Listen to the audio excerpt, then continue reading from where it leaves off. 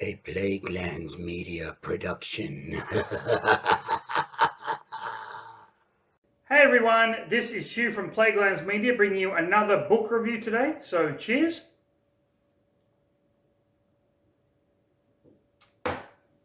By book review, I do mean graphic novel review because I'm looking at volume 5 of Preacher.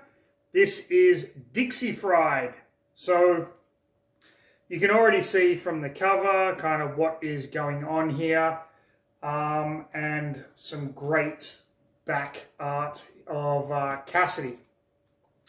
Now, this isn't my favourite of the Preacher series, but it is certainly entertaining. It is a lot of fun, as every volume of Preacher really is. I'm not going to go too heavy into anything right now because I just want to get straight into the episode. But if you have no idea what Preacher is, if this is the first time you're seeing this, please go back on the channel and watch volumes 1, 2, 3, and 4, which I have also reviewed, and then come and catch up with the story. So let's just get right into the next episode of Read a fucking book. Read a fucking book. Read a fucking book. People. So this is Preacher Volume 5, Dixie Fried. They have come back from Masada. If you have no idea what I'm talking about, please go back and watch the previous 4 videos in the Preacher series, and then you'll be caught up to speed. So we've got Jesse, Cassidy, Tulip, and a giant snake. Okay, of course, written by Garth, Ennis, and art by Steve Dillon. Let's get right into it. So we start off with a Cassidy story. Cassidy is driving down the highway being pursued by police officers. It's implied that he had sex with the sheriff's wife. The sheriff then shoots him in the head. The car kind of spins out of control, goes off a ravine, and lands in this river. They're dredging the river to try and find his body. The sheriff is like mega pissed off. One of the cops is left to kind of guard the scene, and he sees Cassidy under the water. Cassidy jumps out, grabs him and rips his throat out. Very reminiscent of the way Cassidy was turned into a vampire. Although Cassidy doesn't turn this guy into a vampire, he ends up killing him and stealing his glasses, which are his kind of signature glasses he kind of wears today. So he's hitchhiked with his truck driver, and he gets this kind of scent, and the truck driver kind of drops him off just outside of New Orleans, and he follows the scent to this mansion where he meets this gentleman called Icarus. And Icarus is in fact a vampire very similar to him.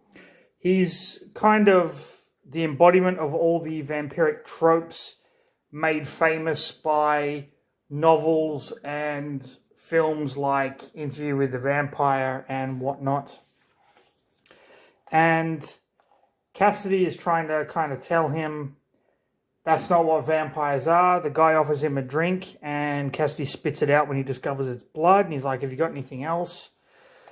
And so they drink and talk about how they got turned. Icarus was turned very similarly to Cassidy. And then he offers Cassidy somewhere to sleep, in this case a coffin. And Cassidy's like, fuck that. Give me a sleeping bag and I'll just sleep on the sofa. And then he sees all of this guy's books and stuff are all kind of vampire related. Cassidy's at a bar hitting on the bartender. Icarus comes in and kind of scares this chick away, so to speak, and tells Cassidy he's going to take him someplace where he is kind of accepted. As they're going there, Cassidy kind of gets kind of sidetracked because it's New Orleans and this chick is showing off her breasts. And Icarus is like, what the fuck are you doing? He takes him down into this kind of tomb where all of these vampire goth dickhead wannabes are hanging out, drinking each other's blood and whatnot. And Cassidy's like, what the fuck is this shit? And Icarus is they want to be like us. And Cassidy kind of shoots them all down and tells them they're just a bunch of fucking wankers. When one of the guys is reading poetry that's pissing Cassidy off, Cassidy's like, listen, Icarus, I'm taking you out of here and I'll tell you how to be a vampire. And then he goes back in and shoves the poetry down the guy's throat. Cassidy is talking shit about this group. Pardon me. Icarus punches him in the face, and Cassidy's like, oh, is that the way it's going to be? And fucking headbutts him and tries to talk some sense into him, like smacks him upside the head and whatnot, and takes him to a church. The guy at first is kind of, we can't go in there, we're going to burn up. And Cassidy's like, are you fucking retarded? Pardon my use of that word, but that's in the book. And basically tells him that it isn't like it is in the movies. It isn't like it is in the books. You've got to work this shit out for yourself. Don't take the cues from pop culture. So they go back to where all these vampire wannabes are hanging out and they show their asses and kind of run off laughing. And then Cassidy takes them to a bar and they're kind of getting drunk. Hold on, mate. There you go. Sorry, my cat just wanted to go into the other room. And then Cassidy kind of realizes that something is going down. He heads back to the church and he finds Icarus ripping out this girl's throat. She is the girl from earlier that was kind of begging to be turned into a vampire. And Cassidy is like, how many times have you done this? And he's like, hundreds. And Cassidy's disgusted by this because he's just not like that kind of a vampire. So he smashes him in the head with a crucifix, stakes him out on the roof of the church, and when the sun comes up, he lets him burn. And then at the end of the story, we see Cassidy picking up the waitress that was kind of scared off at the beginning. An interesting opening to this. We had a little bit of insight into Cassidy as a good character, a humane character, which is something that is drastically going to change over the course of the next, what do we got? 5, 6, 7, 8, 9, 5 volumes of Preacher to come, this one included. So we have her star at the airport coming back to America from France. The cab driver's talkative and has the radio going, and then her star just is like, shoots the radio out so the guy will shut up, and then threatens the cab driver with the gun. Now this is where Jesse, in, I believe it was the volume 3, Jesse told Tulip to meet him in a week and left her in the hotel while he went off to fight the forces of the Grail in Masada. So he's come back to that hotel with Cassidy, and Tulip comes and kisses him. It seems everything is forgiven. She thanks Cassidy for saving her life and takes Jesse to the hotel. And in the room, she gets all kind of dressed up for him, strips him down, handcuffs him to the bed, and gags him, and then just leaves him there. That's kind of punishment for him leaving her back in France, which I thought was pretty fucking hilarious. Featherstone meets up with Star, who is now the Allfather of the Grail. And they're talking about their kind of plans, what's going to happen, and so on. Pardon me. Tulip meets up with Amy. Amy is a friend of Jesse and Tulip from back in the day. And Tulip explains to Amy kind of what happened, how she met back up with Jesse and how he left her and all of that kind of thing. And she's just trying to get another perspective to kind of vent her feelings and whatnot. And Amy is basically telling her, you know, Jesse's one of a kind. Whatever happened, he did it for a reason. It might not be a good reason. It might not be the right reason, but it happened for a reason. Now we see Star looking at himself in the mirror at his penis head.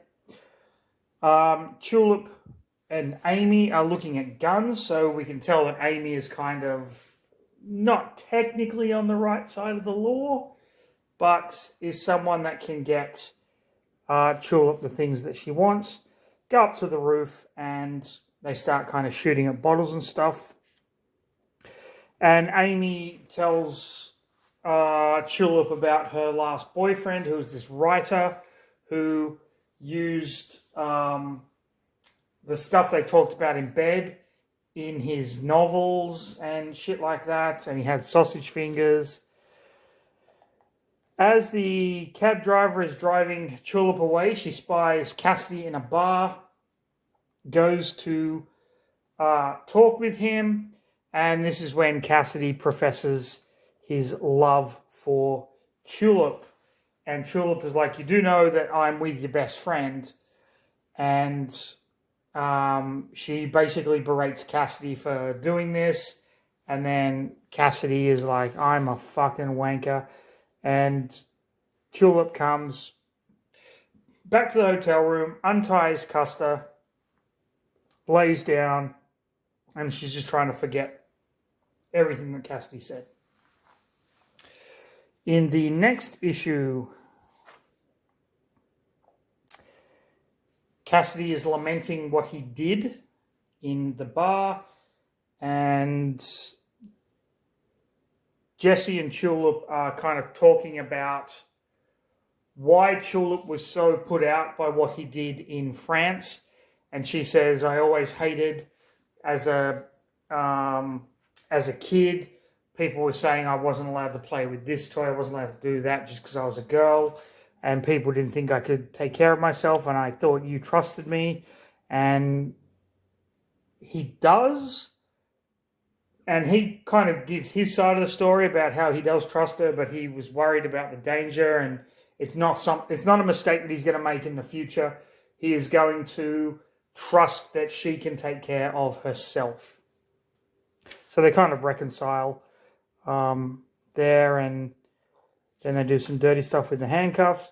Featherstone has gotten a bunch of wigs and hats for Star to try on. You can see he's wearing all these different wigs. This is so stupid, it's funny.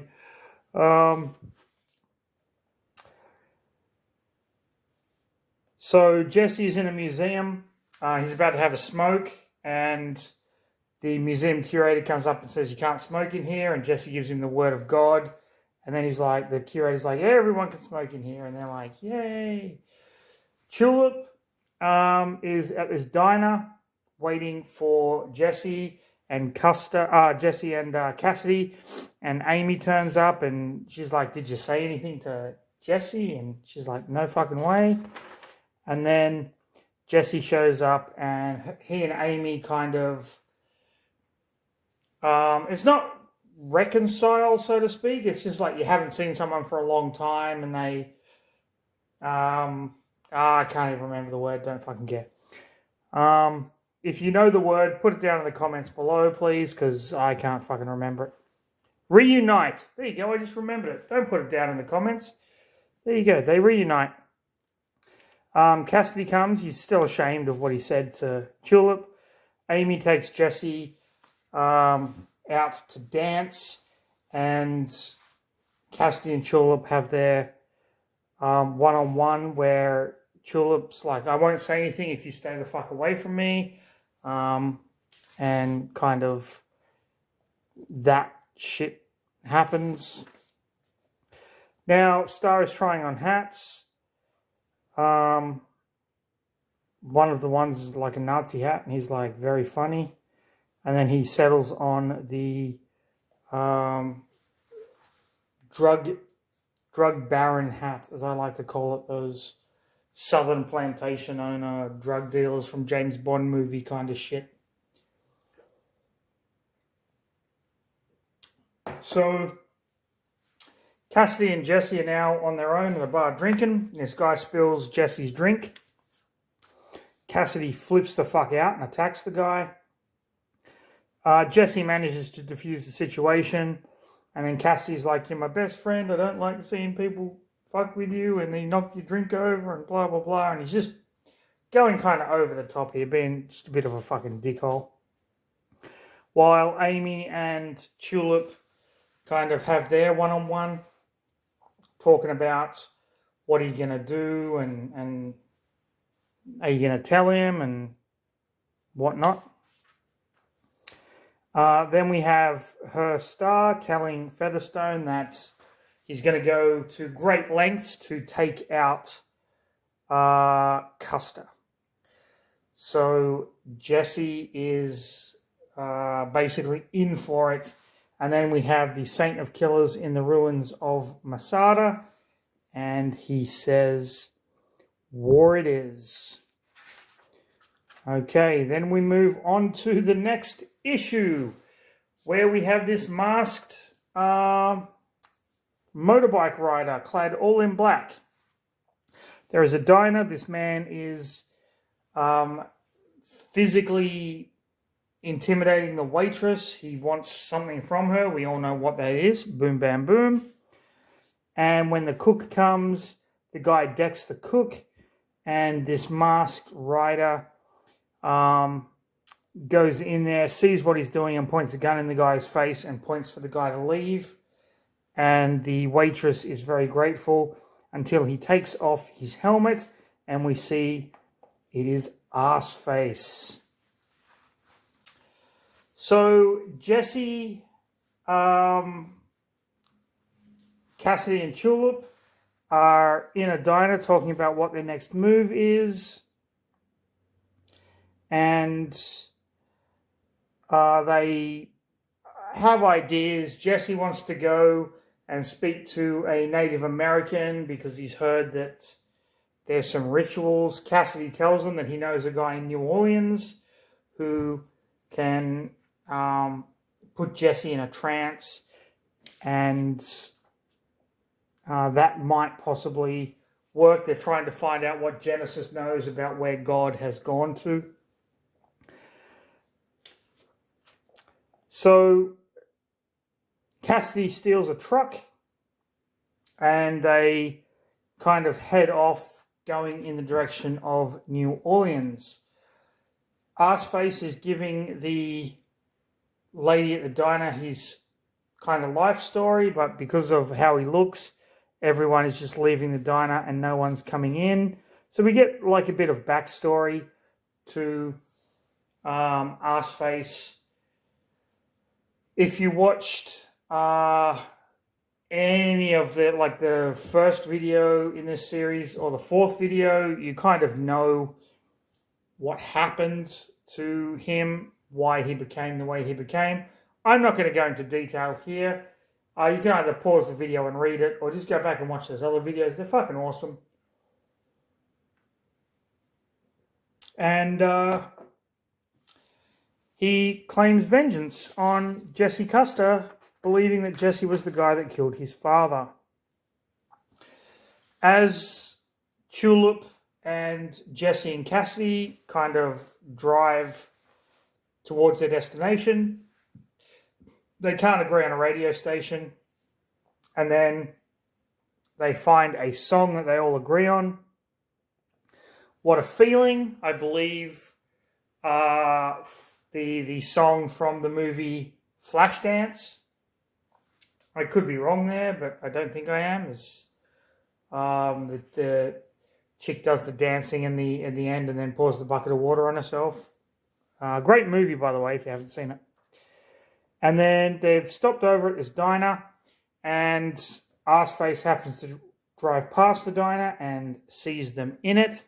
So he enters, goes into the bathroom to kind of prepare himself, which is very reminiscent of The Godfather, that scene in The Godfather where he goes into the bathroom to retrieve the gun, but in this case he's just going in there to kind of prepare himself. While Jesse, Tulip, and Cassidy are talking, having their kind of long conversation, Jesse goes into the bathroom while Arseface is in the stall. Arseface doesn't do anything. So they leave, and as they come out of the the diner, Cassidy points, and we see Arseface with his gun pointed at Jesse. At this point, we shift over to this woman who is firing an empty gun at a picture on the wall with candles, and we find out that that picture is Cassidy. Who is this woman? Why is she firing this gun? We don't know at this point. All we know is Arseface has found the man he believes killed his father.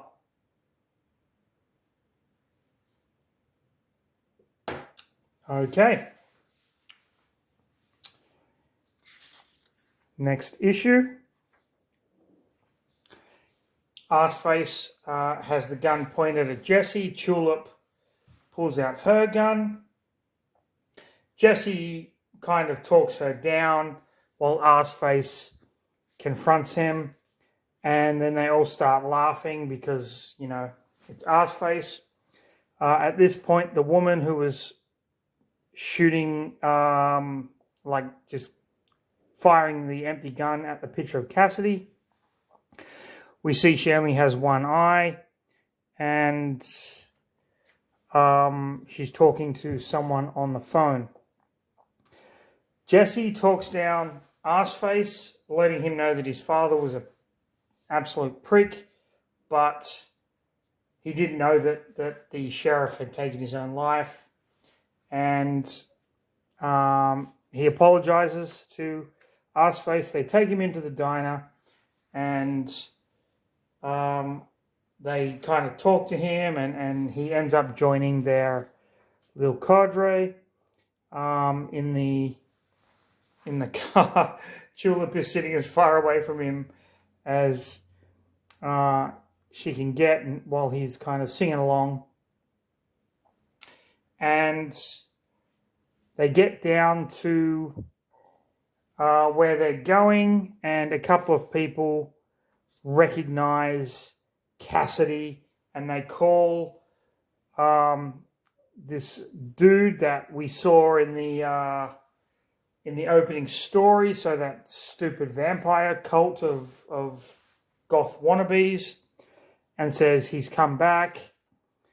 And so now kind of Arseface, Cassidy, Tulip, and Jesse meet with Cassidy's friend Xavier, this gentleman here, who is the one that is going to perform the voodoo ritual.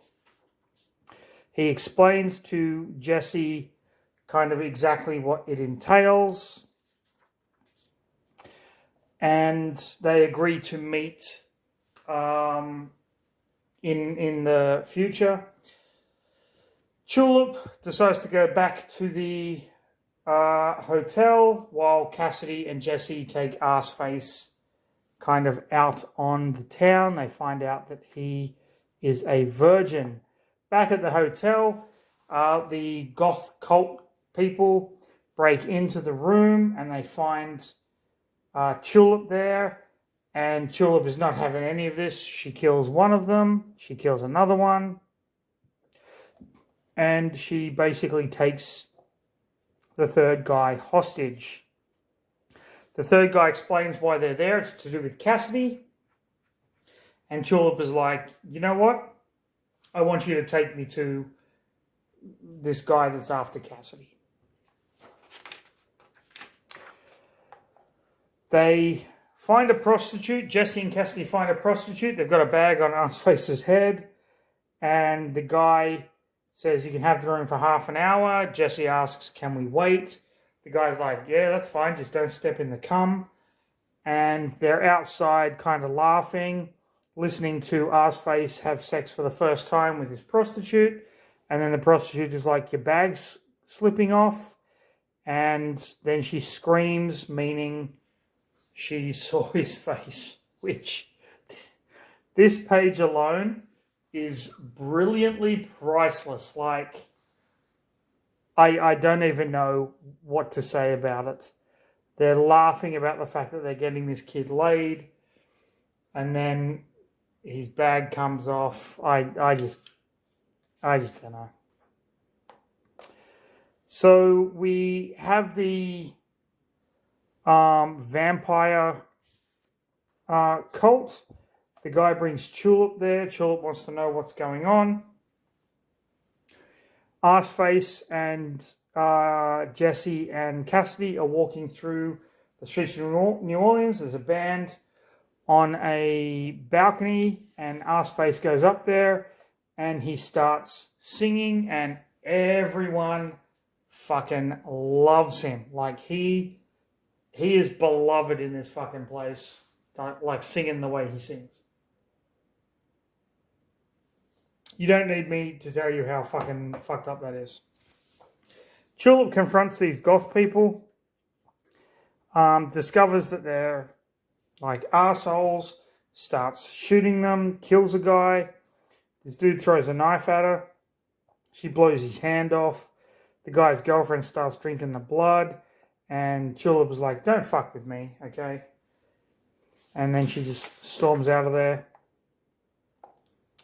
A guy sees Arseface singing, and this guy is like a record label dude, and kind of gets it in his head that Arseface is going to be the next big thing. Jesse tells Cassidy a story about meeting the comedian Bill Hicks. If you don't know who Bill Hicks is, he was an extremely funny comedian who died far too young. I believe he passed away from cancer. But this is a really nice tribute to Bill Hicks, where Custer kind of heard him perform and took what he said to heart. And that was really the words of Bill Hicks were what caused Jesse to go into the bar the night in the very beginning of the Preacher run and just start talking shit about everyone in the town. So Jesse kind of tells Cassidy how he met Bill Hicks. Jesse's going back to the hotel. Tulip stops him and says, there are cops everywhere and it's all got something to do with Cassidy, and we've kind of got to be careful. And then the vampire cult who have been spying on Cassidy kind of realize where he is and what's going on. Cassidy tries to come forward and apologize to Jesse and Tulip a little bit. And then we see this girl with the one eye talking to, I believe her name is Dee, who is Xavier's girlfriend.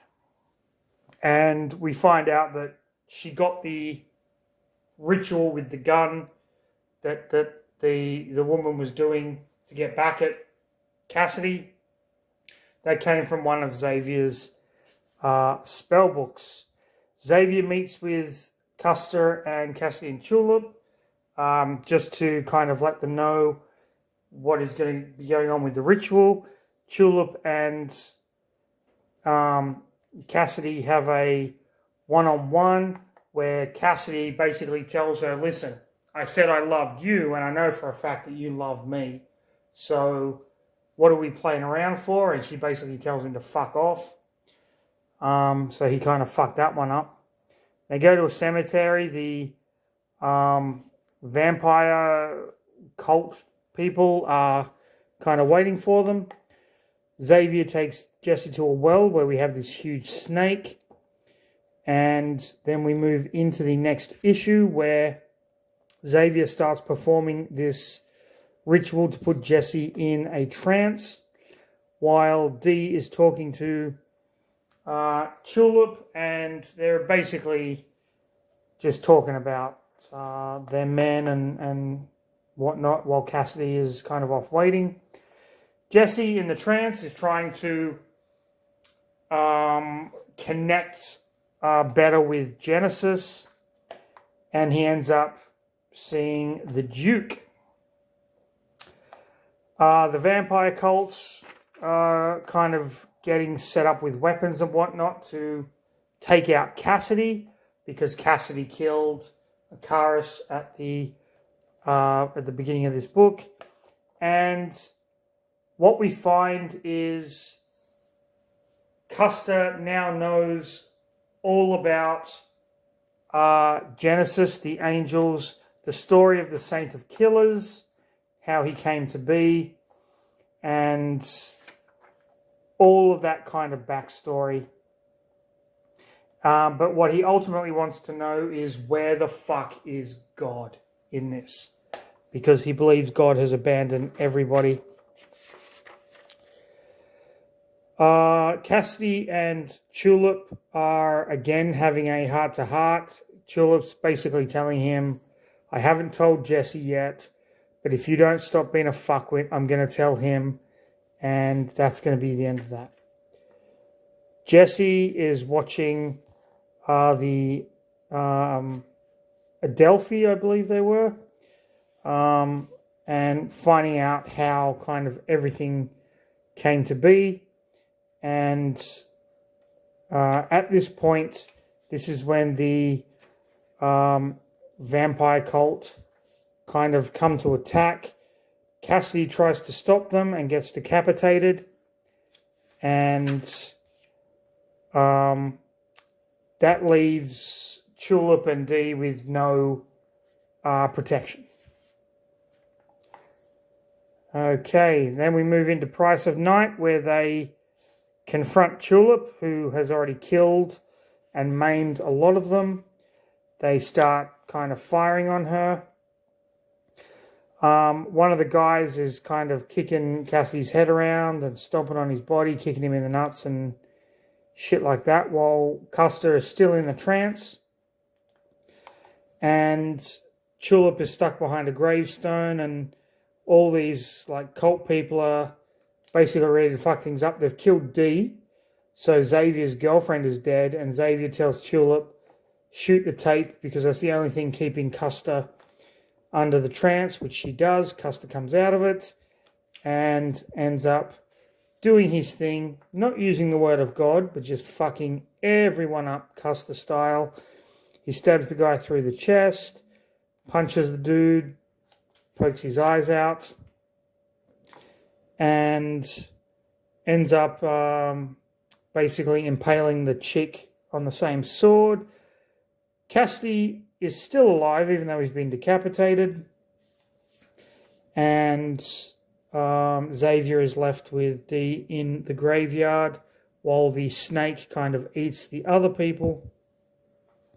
They meet up with Arseface, who now has a manager, and he thanks Jesse for everything.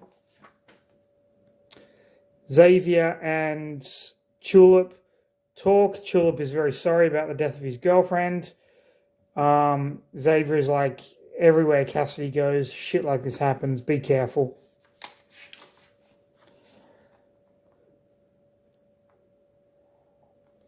Okay, Cassidy goes to see the woman that was kind of after him, and they talk it out. He doesn't realize it was because of him she lost her eye, and She's hated him ever since, and they try to kind of reconcile, but it doesn't really do much. Jesse and Tulip decide where to go next, and they bid farewell to Cassidy, who is not going to go with them. And as they drive off, Cassidy jumps onto the truck and is like, fuck it, I'll come along. And then Tulip is a bit pissed off about this. And then we see Xavier at the end in the graveyard doing the same ritual that the woman was doing before on the picture of Cassidy. And that was Preacher Dixie Fried. Very wordy comic series, but well worth a read to get the nuances of the characters. Of course, I'm just kind of speeding through this for the sake of brevity. This, I will admit, not one of my favorite in the Preacher series. It was good for what it was, but there are better stories out there within this kind of series, within this run, within this universe. With that said, stay tuned because Volume 6 is coming up, of course. I hope you enjoyed this one. If you had no idea what was going on, please get back and watch 1, 2, 3, and 4. It's a fantastic story. And while the art is a bit divisive, I really love it. I think it works really, really well. And I've always loved the writing of Garth Ennis. So much so that I've got complete runs on of The Boys. I've got the beginning of his Hellblazer run. I've got his Punisher Max series, at least the beginning of it. I'm just a huge fan of Garth Ennis as a writer, even though a lot of the stuff that he writes you would not get away with today. So you've got to take this with the 90s, 2000s grain of salt, where people weren't offended for the sake of being fucking offended. Okay. With that said, if you enjoyed the video, like, subscribe, leave a comment, hit the notification bell so you don't miss any of the Plaguelands Media videos that we are producing. We have a Kickstarter coming out very, very soon, which I will be promoting on the channel, and you should definitely look out for. Art by Ian Van Gammett, text by Dr. Luke Carmen. A really, really fun little project that we hope you, as our Plaguelands Media fans, all get behind. But with that said, stay safe, have a fantastic rest of your day, and fuck me, go out there and read a fucking book, people.